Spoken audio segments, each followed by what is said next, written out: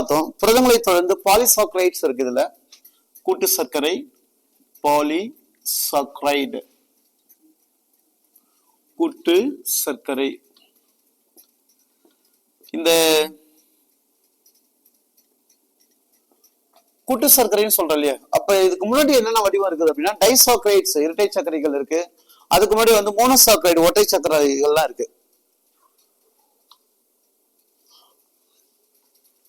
இந்த பாலிசாக்கரைடுக்கு முன்னாடி வடிவம் நான் சொன்ன மாதிரி டைசாக்கரைடு, அதுக்கப்புறம் மோனோசாக்கரைடு. மோனோசாக்கரைடுன்னு உங்களுக்கு தெரியும், the best example for glucose, fructose, galactose.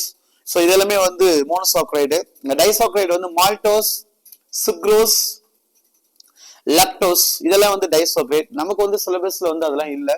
சிலபஸ்ல இருக்கிறது வந்து பாலிசாக்கரைடு தான் கொடுத்துருக்காங்க. இப்போ பார்க்கலாம் பாலிசாக்கரைடுனா என்ன சார் அப்படின்னு பார்த்தா, இதுக்குன்னு சில எக்ஸாம்பிள்ஸ் இருக்கும். பாலிசாக்கரைடுக்கான எக்ஸாம்பிள்ஸ் பாத்தீங்கன்னா செல்லுலோஸ், அதுக்கப்புறம் வந்து பாத்தீங்கன்னா ஸ்டார்ச், கிளைகோஜன்.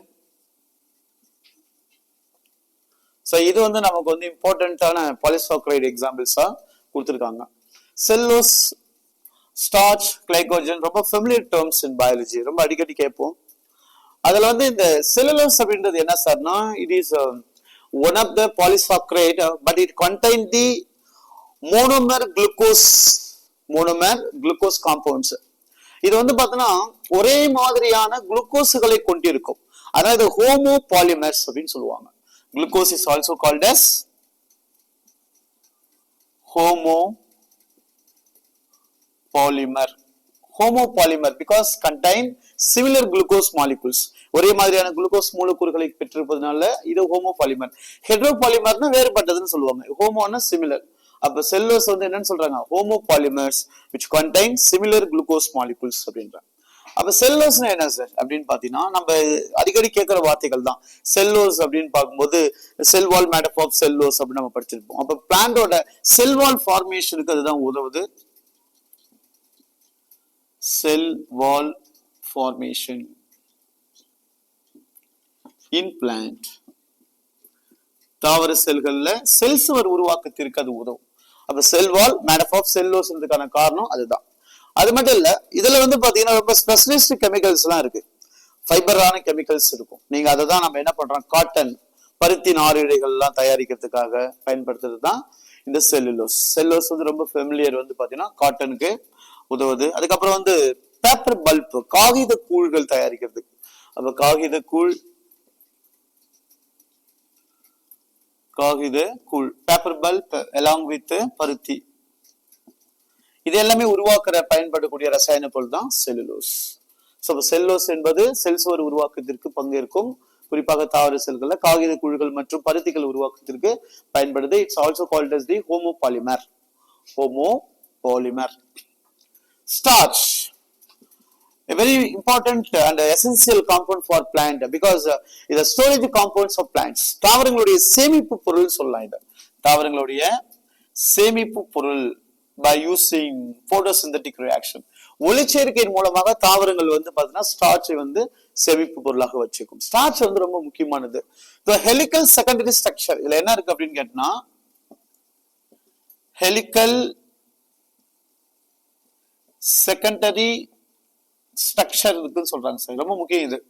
அதாவது வளைய இரண்டாம் நிலை அமைப்புகளை பெற்றிருக்கும். வளைய தமிழ்ல தான் அது மீனிங், வளைய இரண்டாம்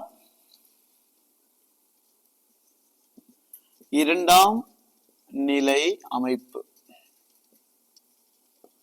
அமைப்பை கொண்டிருக்கும். இதுல 12 மாலிகுல்ஸ் இருக்கிறதா சொல்றாங்க. 12 மூலக்கூறுகள். இதான் அந்த செகண்டரி ஹெலிக்கல் ஸ்ட்ரக்சர் ஃபார்ம் ஆகிறதுக்கான காரணமே இதுதான். 12 மூலக்கூறுகளை அது பெற்றிருக்கிறது. இது வந்து ஹெலிக்கல் செகண்டரி ஸ்ட்ரக்சர் என்ற வடிவத்துல காணப்படும்.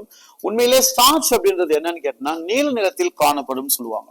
ப்ளூ கலர் அப்பீரா இருக்கும். Because due to presence of iodine இல்ல காணப்படுறதுனால சோ வந்து எப்படி இருக்குன்றான், நீல நிறத்தில் காணப்படுகிறது. செல்லுலோஸ் அப்படி இருக்குமானா இருக்காது. Because absence of the iodine level, iodine அதுல கிடையாது. அதனால அயோடின் இருக்கிறதுனால இது எப்படி இருக்குன்னு சொல்றாங்க, நீல நிறத்தில் காட்சி அளிக்கிறது. சோ அப்ப ஸ்டார்ச் அப்படின்றது தாவரங்களுடைய சேமிப்பு பொருள். சேமிப்பு பொருள் போட்டா எதனா சேமிப்பு பொருள்? தாவரத்தினுடைய சேமிப்பு பொருள். சோ அது ஹெலிகல் செகண்டரி ஸ்ட்ரக்சரா இருக்கும். அதுக்கு காரணம் 12 மூலக்கூறுகளை பெற்றிருக்கும். இது நீல நிறத்தில் இருக்கும். அதுக்கான காரணம் வந்து அயோடின் மூலக்கூறுகளை கொண்டிருக்கிறது. And glycogen, the storage components of animal, இது விலங்குகளின் சேமிப்பு பொருள். விலங்குகளினுடைய இது சேமிப்பு பொருளாக பார்க்கப்படுகிறது. இதுதான் கிளைகோஜன்ஸ் which deposited in the adipose tissue as well as liver.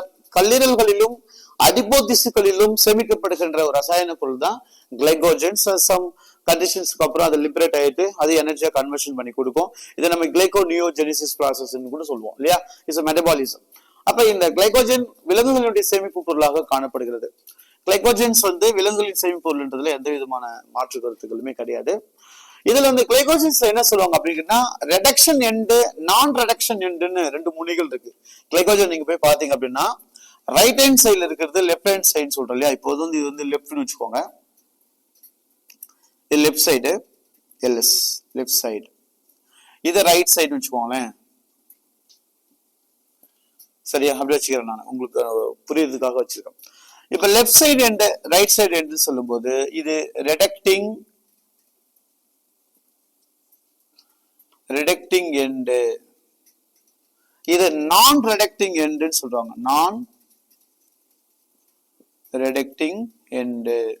So நான் வச்சுக்கோங்க, இந்த கிளைகோஜனுடைய வலது முனையானது குறைவு முனை, இந்த கிளைகோஜனுடைய இடது முனை வந்து குறைவற்ற முனை அப்படின்னு சொல்லுவாங்க. இது குறைவற்ற முனை, குறைவற்ற முனை, குறைவு முனை. Right? Yes. Reducting end, non-reducting end சொல்லுவாங்க. It's a glycogens and starch, cellulose, they are plants to polysaccharide. இந்த நம்ம பார்க்குற இந்த பிரபஞ்சத்துல அதிகமா கிடைக்கக்கூடிய ஒரு குளுக்கோஸ் மூலக்கூறு எது சார் அப்படின்னு பாத்தீங்கன்னா, குளுக்கோஸ்ல இப்ப நம்ம இதுக்கு புரோட்டீன்ஸ் பார்த்தோம் இல்லையா? புரதங்கள்ல வந்து விலங்குகளினுடைய செல்களுக்கு இடையில கிளைகோஜன்ஸ் கொலாஜன் அப்படின்னு சொல்லப்பட்ட ஒரு கெமிக்கல்ஸ் இருக்கிறதா சொன்னோம் இல்லையா? எஸ். ஆனா விலங்குகள் உலகத்துல அதிகமா கிடைக்கக்கூடிய புரோட்டீன்ஸ் வந்து எது அப்படின்னா, புரோட்டீனுக்கு ஒரு பேர் கொடுத்திருப்பாங்க, புக்ஸ்ல பார்த்திருக்கலாம் நீங்க.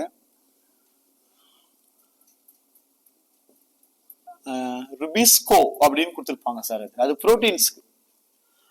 சோ இது வந்து ருபிஸ்கோ என்பது என்னன்னு தெரியும் உங்களுக்கு? அந்த ரிபோலிக் பிஸ் கார்பாக்சிலிக் ஆக்சிஜனேஸ் அப்படின்னு சொல்லப்படுறது. நான் வச்சுக்கணும், ருபெலிக் பிஸ் கார்பாக்சிலிக் ஆக்சிஜனேஸ் அப்படின்றது தான் ருபெலிக். இது it's high amount of proteins. இதுதான் உலகத்திலே அதிகமா கிடைக்கக்கூடிய புரதம். அப்ப கார்போஹைட்ரேட் நம்ம பார்க்கறது பாலிசாக்கரைட். எந்த பாலிசாக்கரைடுகள் வந்து அதிகமா கிடைக்கும்? இயற்கையாகவே பாலிசாக்கரைடுகள் வந்து மிகுதியாகவே காணப்படுகிறதுன்னு சொல்றாங்க. அது என்ன சார் எல்லாம் கிடைக்குது அப்படின்னு பாத்தீங்கன்னா, குளுக்கோசமைன்,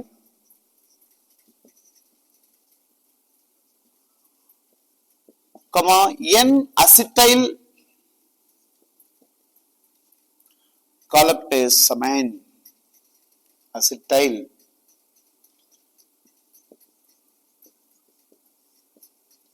காலக்டோசமைன். இதை ஞாபகம் வச்சுக்கோங்க. குளுக்கோசமைன், என் அசிட்டோ காலக்டோசமைன், இதெல்லாம் வந்து அதிகமாக கிடைக்கக்கூடிய பாலிசாக்கரைட் மூலக்கூறுகளாக சொல்லப்படுது.